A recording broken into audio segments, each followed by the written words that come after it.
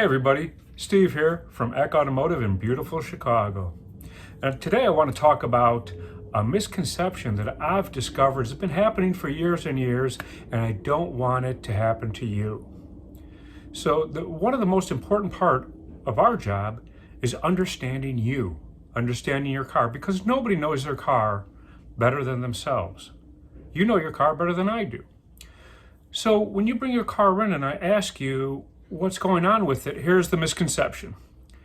People have this idea that the worse the description is, the bigger the bill is going to be, which sounds kind of funny.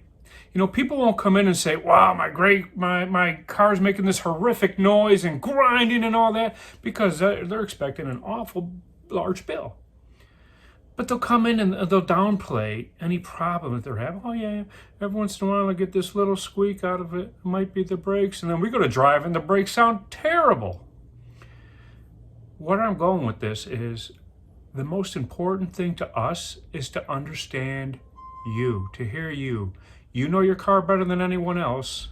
So if you take the time to describe exactly what's going on with your car to the best of your ability, that makes our job, or any repair shop for that matter, it makes it easier, and you get better service to your car.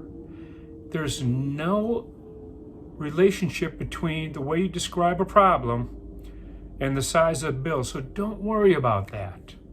What we want to know is exactly what is concerning you. So as detailed as you can, that's what you need to be. And then we could take it from there and find the problem faster, more accurately, without having to call you an hour later going, really, you said it was just a small squeak, because I pretty much hear the car falling apart. So anyway, it is no relationship between the description of making it sound awful and the size of the bill. Don't worry about that. The most important thing is to be accurate in your description. Help us help you. Anyway, I am Steve from Eck Automotive here in beautiful Chicago. Have a great day.